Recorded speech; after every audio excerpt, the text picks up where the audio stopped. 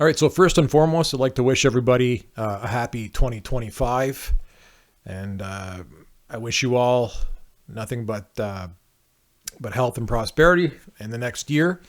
And I thought I'd start the new year off with a quick mandolin tutorial on how to play Cry Love by John Hiatt from his Walk On album. It was released in the mid-90s.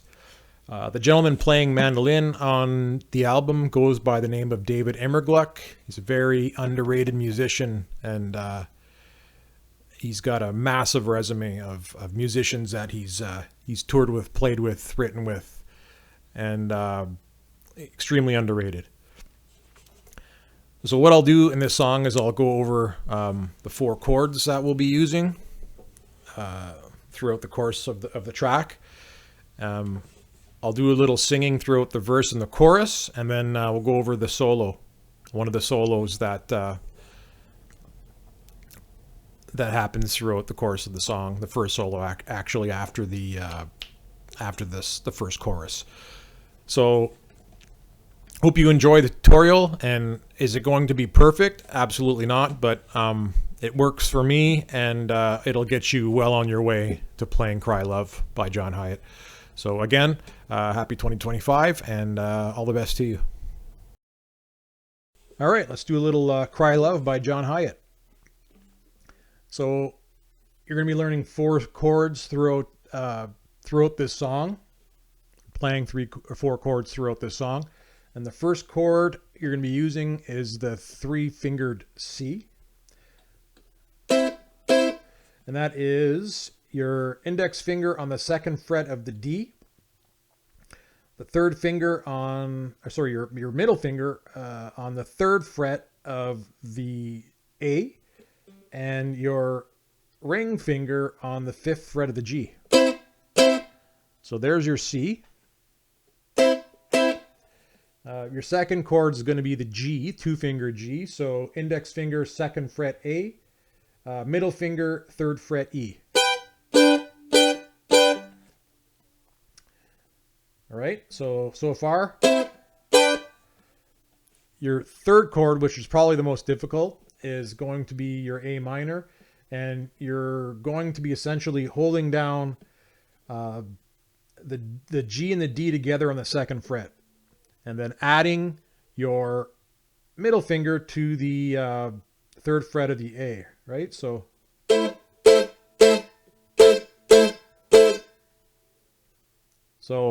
there's your A minor. So far. And then the last and final chord is your F. So this one's not overly difficult, just a bit of a stretch, that's all. So your index finger on the 1st fret of the E, your middle finger on the 3rd fret of the D, and your ring finger on the 5th fret of the G. So all together, there's your 4 chords. Now I'll give you a little test drive, a little taste test of what it sounds like all together.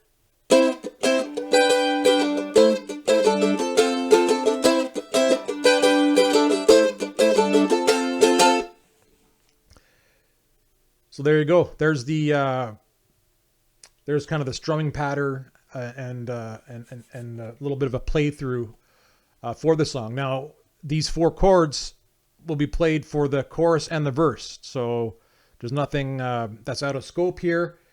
It's 4 chords that are used throughout the verse and the chorus, right? So you don't have to learn anything new for the chorus. You can just kind of play through the whole song, strumming those 4 chords.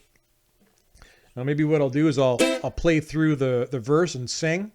And please forgive me, I'm not a great singer. But I'll do my best here to give you a quick idea of what it sounds like if you were to do the one-man band kind of thing, or to play it with the mando. So, a moment of steel, a dried out house. Did he say goodbye to you, or did you kick him out? I know you're not afraid to go alone, but this was a marriage of spirit, flesh and bone.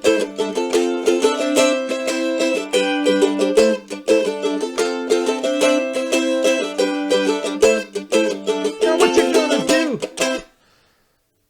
you go. There's your first the first part of the verse, and then a little bit of the second. For the actual chorus, it's the exact same thing as I mentioned before.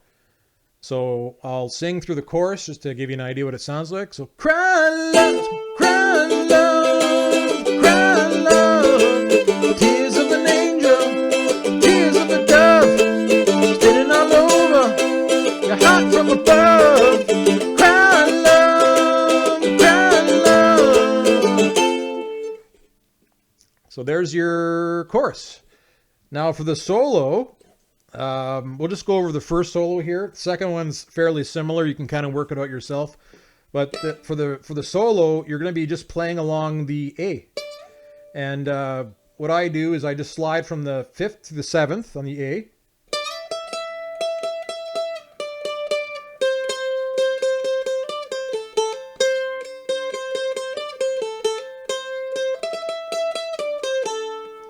So you're playing along the 7th, 5th, and 3rd frets on the A. That's all you're doing.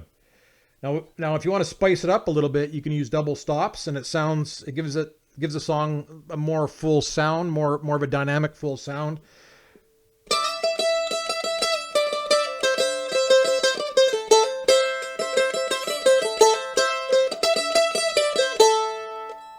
Right? So, and when you're playing double stops, what you're doing essentially is you're playing the E, or sorry, the A and the E together.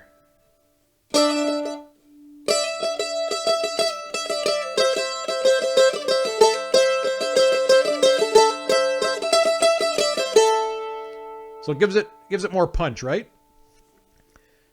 Now that's pretty much it for the whole song. Listen to the track a couple times, get a good feel for it, and I hope that I've helped anybody that was interested in learning how to play Cry Love by John Hiatt. And have a great 2025.